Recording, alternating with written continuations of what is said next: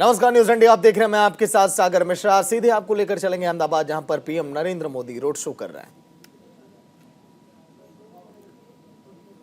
PM Narendra Modi इस समय अहमदाबाद में रोड शो करते हुए कल के भी दिन 54 किलोमीटर की यात्रा तय की थी पीएम नरेंद्र मोदी ने रोड शो के जरिए। और आज ये दूसरा दिन रोड शो का। अभी तक इसके पहले 3 बड़े रोड शो हो चुके हैं पीएम नरेंद्र मोदी के गुजरात में।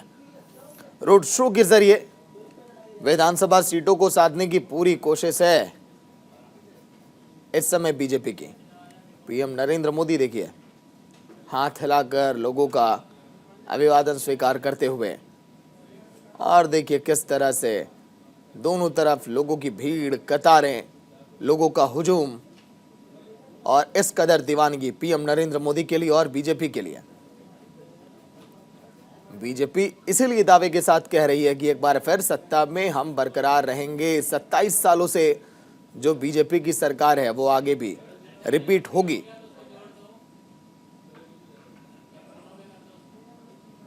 तो मां भद्रकाली मंदिर में पीएम नरेंद्र मोदी ने आज पूजा अर्चना भी की है। उसके बाद ये रोड शो अहमदाबाद में। अहमदाबाद की सड़कें इस समय पीएम नरेंद्र मोदी के नारों से गुंजायमान सुनाई देती हुई। दूसरे चरण के मतदान की तैयारी है और दूसरे चरण के पहले बीजेपी की पूरी तैयारी है, और उसी तैयारी की कड़ी में बीजेपी रोड शो कर रही है। और पीएम नरेंद्र मोदी उस जीत में अहम भूमिका निभाएंगे अगर एक बार फिर से बीजेपी ने जीत प्राप्त की तो। हालांकि जिस तरह से गुजरात में बीजेपी का दबदबा रहा इन 27 सालों में, सन 1995 वो साल था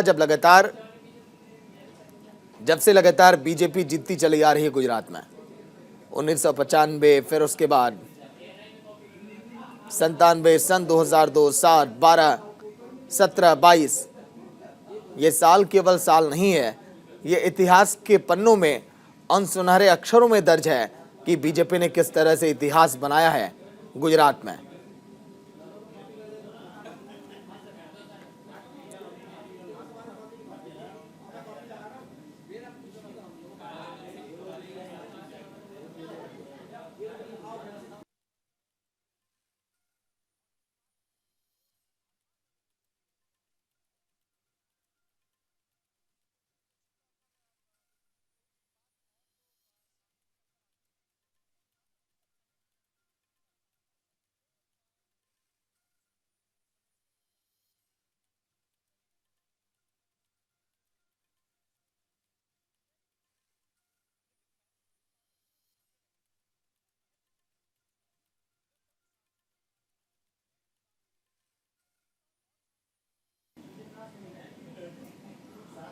नरेंद्र दामोदर दास मोदी, बीजेपी का वो चेहरा जिसने बीजेपी को उस मुकाम तक पहुंचाया, उस ऊंचाई तक पहुंचाया जहां पर बीजेपी ने कभी सोचा ना था। जिस तरह से सत्ता में वापसी, फिर एक एक करके कई राज्य जहां पर बीजेपी ने अपना परचम लहराया, और उसी कड़ी में आगे की विधानसभा चुनावों में भी लगातार ये कोशिश जारी है। अगर हम बात करें गुजरात की तो सन 2017, 2022 इस बार समीकरण बेशक थोड़े अलग है, लेकिन दबदबा बीजेपी का बरकरार है। 1995, 97, सन 2002, 2007, 2012, 2017, और अब सामने आ खड़ा है सन 2022, जब बीजेपी एक बार फिर इतिहास रचने के लिए तैयार है गुजरात में।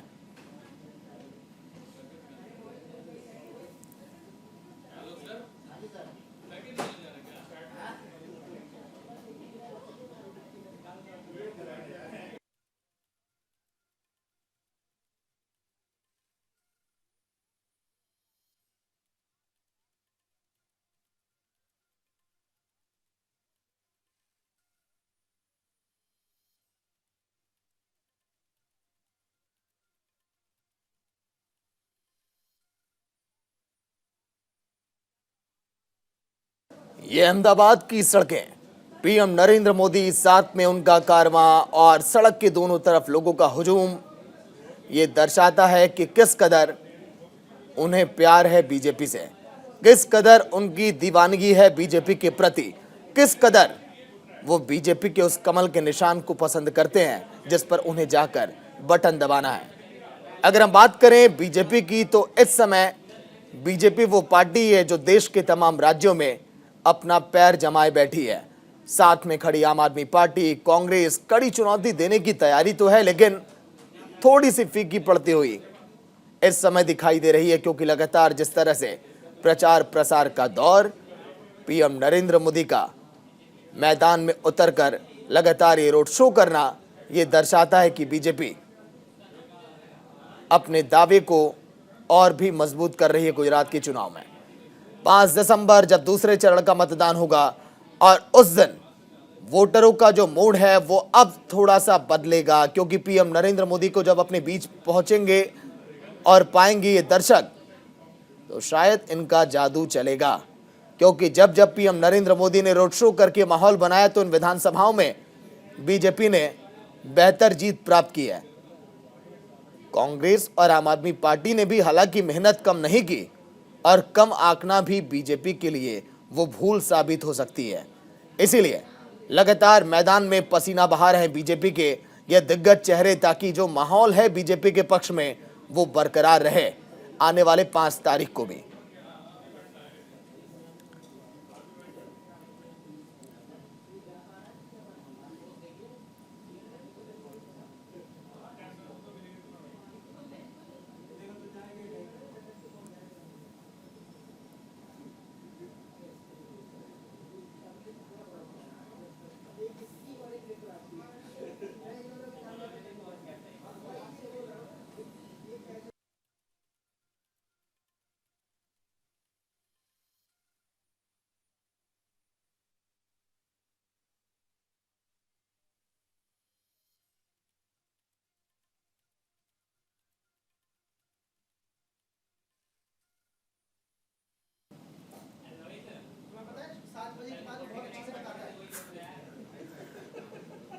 तो 93 सीटों पर वोटिंग।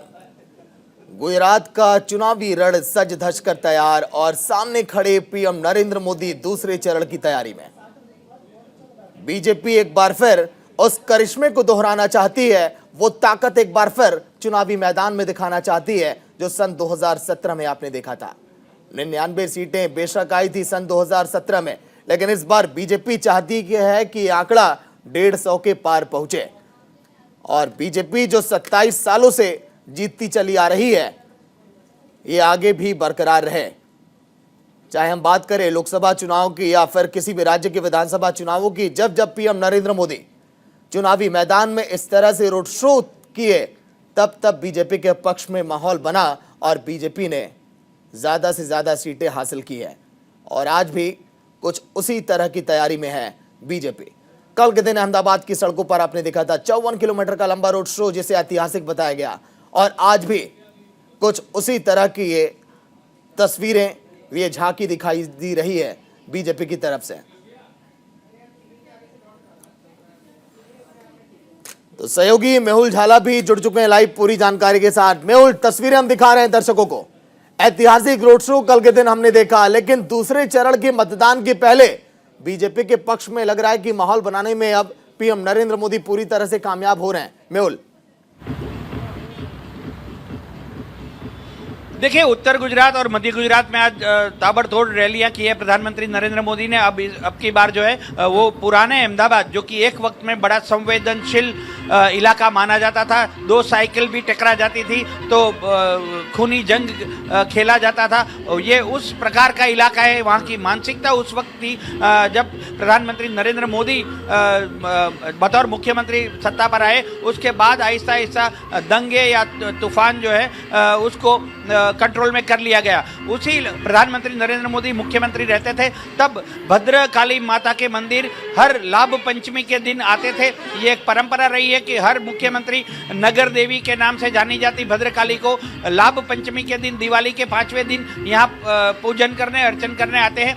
पर ये पहला मौका है कि प्रधानमंत्री इतने ऐतिहासिक जो मंदिर माना जाता है, और काफ़ी गीच इलाका है, संकरी गलियाँ हैं, काफ़ी व्यापारी जो ठेले वाले हैं वो यहाँ पर बैठते हैं मंदिर के बिल्कुल इर्द गिर्द। काफी गीचोगीच माना जाता है इस इलाके में। प्रधानमंत्री नरेंद्र मोदी ने आज रोड शो किया है। कल जो नरोड़ा पाटिया से लेकर चांदखेड़ा का 32 किलोमीटर का रोड शो था उसको कायम किया। वहां पूर्वी अहमदाबाद से होते हुए, पश्चिमी अहमदाबाद से होते हुए गांधीनगर मत क्षेत्र में पड़ता चांदखेड़ा जो है वहां तक का रोड शो किया था। आज उन्होंने चुना है बिल्कुल पुराने अहमदाबाद में, जहां मुस्लिम बहुल इलाका है, हिंदू बहुल इलाका है, मिक्स प्रजाति यहाँ रहती है, उसी क्षेत्र से आज उन्होंने रोड शो किया है। दूसरी बात मैं बताऊं, अब केंद्रीय गृह मंत्री अमित शाह अभी वडोदरा में रोड शो शुरू कर चुके हैं। उन्होंने भी ताबड़तोड़ 2 रैलियां की है, 3 रैलियां की है और शाम को अहमदाबाद में जनसभाओं को संबोधित करने वाले हैं।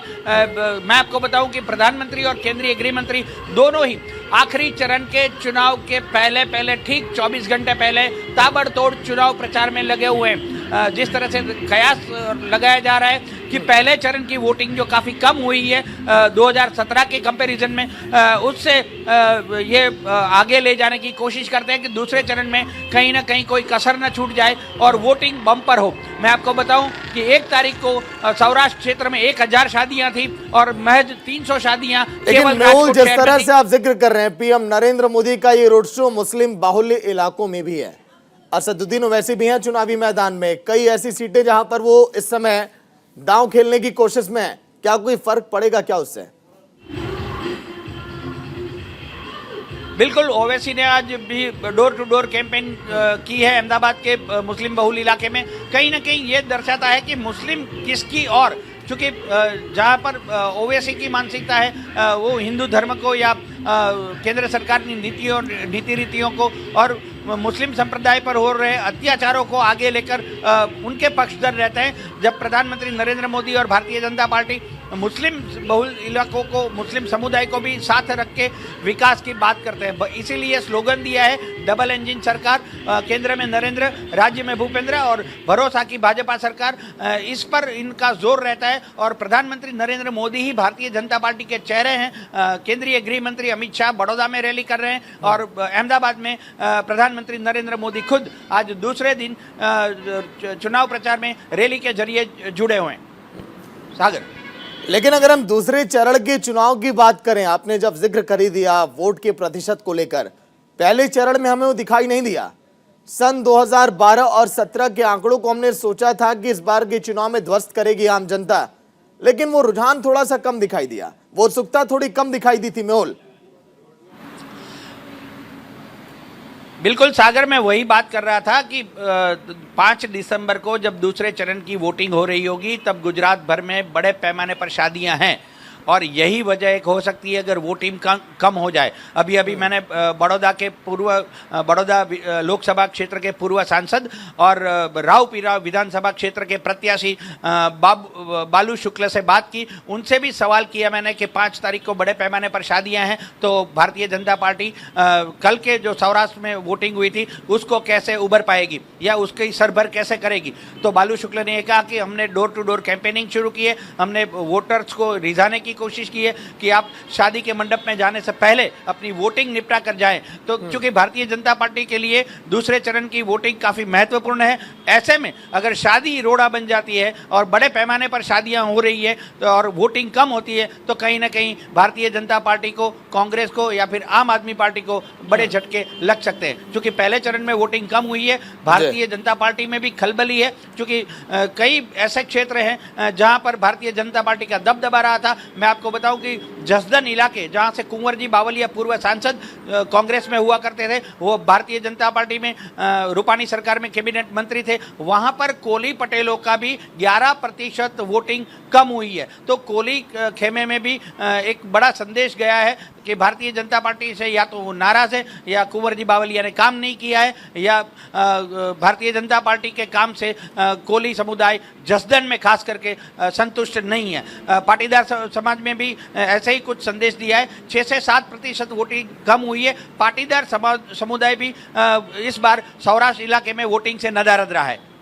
सागर, लेकिन मेहुल, जो 5 लाख नए वोटर हैं इस बार 5 करोड़ मतदाता में, क्या पीएम नरेंद्र मोदी का जादू उन 5 लाख वोटरों पर भी चलेगा या फिर उनके जहन में बेरोजगारी या फिर गुजरात के जो जमीनी मुद्दे रहे हैं वो रहेगा उनके जहन में?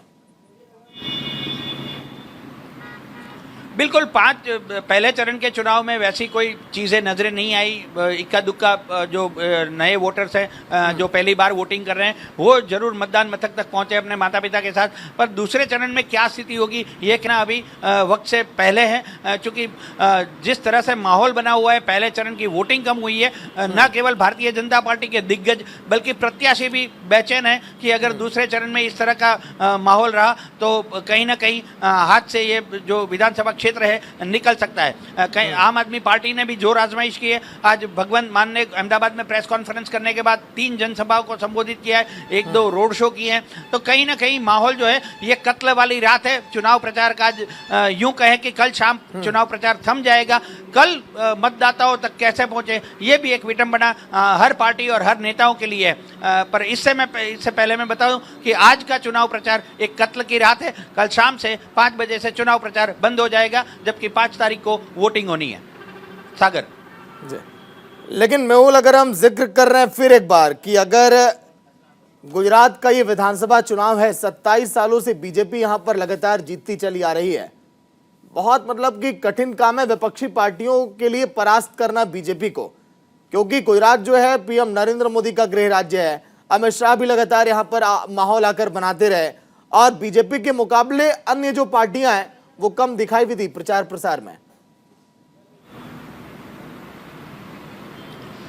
सागर, एक पहलू को समझना बड़ा आवश्यक है कि 15 साल पहले गुजरात विधानसभा 2022 के चुनाव में पहली बार ऐसा हो रहा है कि वोटिंग कम हुई है।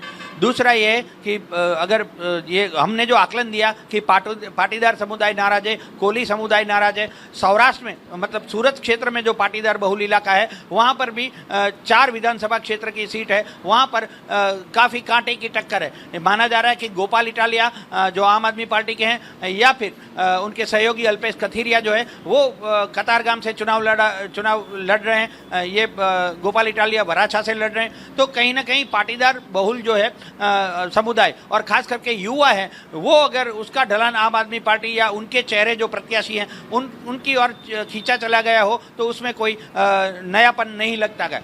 जिस तरह से माहौल बना हुआ है, पहले चरण में वोटिंग कम हुई है, दूसरे चरण के लिए जद्दोजहद जारी है। शीर्षस्थ नेता जो हैं वो दूसरे चरण के चुनाव में वोटिंग ज़्यादा से ज़्यादा कैसे हो इस पशोपश में लगे हुए हैं, पर वोटर्स जो हैं वो अपना मन खुलकर बताते नहीं है। जब वो बैलेट बॉक्स तक जाएंगे और अपनी वोट कास्ट करेंगे उसके बाद 8 तारीख को नतीजन पता चल पाएगा कि कौन से क्षेत्र का कौन सा समुदाय किस पार्टी के साथ या किस चेहरे के साथ इस चुनाव में गया है। जब 8 तारीख को नतीजे आने लगेंगे तब पता चलेगा कि अगर पहले चरण की वोटिंग है तो किसकी ओर ढली है। आज भगवंत मान ने दावा कर दिया भरे प्रेस कॉन्फ्रेंस में कि पहले चरण के चुनाव में जो वोटिंग हुई है उसमें 0 से 1 कांग्रेस को हो रही है और बाकी आम आदमी पार्टी जीत चुकी है।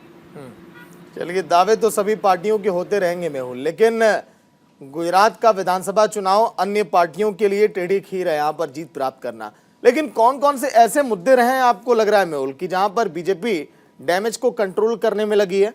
बीजेपी को भी पता है कि हाँ यहाँ पर थोड़ी सी निराशा हाथ लग सकती है, इसलिए इसकी भरपाई की जाए। देखिए, समुदाय सबसे बड़ी समस्या भारतीय जनता पार्टी के लिए है और जो पुराने चेहरों को जिनको हटा दिया गया है वो भी एक गले की हड्डी बना हुआ है। क्योंकि ऐसे मत क्षेत्र में अगर वोटर्स इनके साथ जो पुराने कैंडिडेट है या पुराने विधायक थे वो अगर नए विधायक के साथ चल के उनके लिए वोट नहीं मांगेंगे तो कहीं ना कहीं पार्टी की प्रतिष्ठा को भी भट्टा लग सकता है। मैं आपको उदाहरण के तौर पर कहूँ कि राजकोट पूर्व में जो वाहन व्यवहार मंत्री थे अरविंद रैयानी, जो कि भूपेंद्र पटेल सरकार में राजस्व प्रभार संभालते थे टूरिज्म और वाहन व्यवहार का, वो राजकोट के कमलम में दिन भर बैठे रहे पर उनके जो प्रत्याशी है उदय कानगढ़ उनके साथ नहीं निकले। ऐसे ही गोविंद पटेल जिनका टिकट कटा और जिनके प्रति रमेश टिलाला को टिकट दिया गया, तो रमेश टिलाला के चुनाव प्रचार के लिए गोविंद पटेल पाटीदार होने के बावजूद भी चुनाव प्रचार में नहीं निकले थे। ऐसी बात आई कि वो भी अरविंद रैयानी की तरह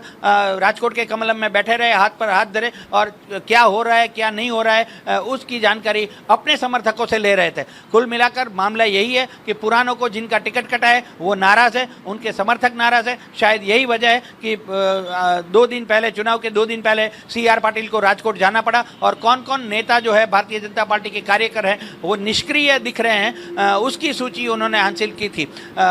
यही वजह होगी कि दूसरे चरण में भी अगर ऐसा है, क्योंकि दूसरे चरण में बागी भी ज़्यादा है। हम बड़ौदा में मधु श्रीवास्तव का लगातार संपर्क करने की कोशिश कर रहे हैं। पादरा से जो नाराज नेता है भारतीय जनता पार्टी के दीनू मामा उर्फ दीनू भाई पटेल, वो भी नाराज चल रहे हैं, वो भी निर्दलीय प्रत्याशी खड़े हैं। तो कुल मिलाकर ये मामला देखा जाए तो जहाँ पार्टी से नाराज नेता हैं, जो पार्टी के पूर्व विधायक हों या पार्टी के कार्यकर्ता हों, जिनकी टिकट पर आस थी, उनको टिकट नहीं मिला है, बावजूद किसी और को टिकट दिया गया है, वैसे लोग निष्क्रिय हैं। शायद चुनाव का गहरा असर एक समझदार, अगर वोटिंग कम होती है तो एक पहलू ये भी हो सकता है। सागर, ऐसे मेहुल, अभी 15 किलोमीटर का रोड शो बताया जा रहा है पीएम नरेंद्र मोदी का। कितनी दूरी अभी कवर कर ली है पीएम नरेंद्र मोदी ने आज के इस रोड शो के जरिए, और कौन कौन से विधानसभा इस रोड शो के दायरे में आ रहे हैं जिसको साधने की तैयारी की जा रही है? देखिए, मैंने आपको बताया जमालपुर, खाड़िया, दरियापुर खाड़िया, जमालपुर, इसके साथ साथ वेजलपुर, ये जो इलाके हैं इस विधानसभा क्षेत्र से आते हैं। ये अंदरूनी इलाका है। कल जो प्रधानमंत्री ने रोड शो किया था वो बाहरी क्षेत्र से पूरा जो 12 की 12 विधानसभा क्षेत्र है उनको कवर करते हुए पूरा एक लंबा बड़ा रोड शो किया था। आज जो रोड शो कर रहे हैं वो शहर के अंदरूनी इलाके में कर रहे हैं, जहां मुस्लिम बहुल इलाका है और खासकर हिंदू भी बहुमत वहां अगल बगल में रहते हैं। धंधा व्यापारी, रोजगार वाले, रेहड़ी वाले, ये सारे ठेले वाले, ये सारों का इलाका है। तो प्रधानमंत्री नरेंद्र मोदी की जोर आजमाइश यही है कि मुस्लिम और हिंदू बहुल इलाका जो है शहर के बीचों बीच का, जहां पर अक्सर दंगे हुआ करते थे एक जमाने में, अब जहां पर शांति बहाल है, तो प्रधानमंत्री नरेंद्र मोदी ये सोच रहे हैं कि भरोसे की भाजपा सरकार है, इस इलाके से रोड शो किया जाए और वोटर्स को यही समझाने की कोशिश की जाए कि हमारे शासन के चलते शहर के बीचों बीच वाले रास्तों पर, सड़कों पर या धंधा व्यापारियों के लिए शांति और अमल बहाल है। जी सागर, चलिए, बहुत बहुत शुक्रिया मेहुल, नजर बना रखिएगा, अपडेट आपसे लेते रहेंगे। बहुत बहुत शुक्रिया। तो तस्वीरें हम आपको दिखा रहे हैं, पीएम नरेंद्र मोदी का है रोड शो। बीजेपी का तलस्म तोड़ने के लिए 2 दिग्गज पार्टियां हैं चुनावी मैदान में। आम आदमी पार्टी एक तरफ, कांग्रेस। हालांकि अमित शाह ने मंच से यह कह दिया कि हमारा मुकाबला कांग्रेस से है। कांग्रेस लड़ाई में हालांकि इस बार बेहतर तरीके से दिखाई नहीं दे रही है, और यह भी दावा किया गया है बीजेपी की तरफ से कि आम आदमी पार्टी एक भी सीटें हासिल नहीं कर सकती है। भगवंत मान ने आज बयान दिया कि पहले चरण का जो चुनाव हुआ, कांग्रेस के खाते में 1 से 2 सीटें आ रही हैं, बाकी सब जिन 89 सीटों पर चुनाव हुए पहले चरण में, आम आदमी पार्टी के खाते में आने वाले हैं। खैर, दावों और वादों का दौर तो जारी है, लेकिन आने वाले 8 दिसंबर के नतीजों का इंतजार आप करिए। इन तस्वीरों को जहन में भी रखिए, क्योंकि पीएम नरेंद्र मोदी का रोड शो है और हिंदुओं को साधने की कैसे तैयारी में बीजेपी है, ये तो आप बखूबी जान रहे हैं और देख भी रहे हैं तस्वीरों के माध्यम से, क्योंकि लगभग 88% आबादी है गुजरात में हिंदुओं की। तो सन 2022 में भी बीजेपी इतिहास रचने के लिए तैयार है, और इतिहास के पन्नों में बीजेपी चाहती है कि एक बार फिर बीजेपी दर्ज हो जाए और 27 सालों के बाद बीजेपी की सरकार बने। लेकिन इंतजार करिए 8 तारीख के परिणामों का। एक छोटा सा ब्रेक, न्यूज इंडिया पर खबरें जारी हैं।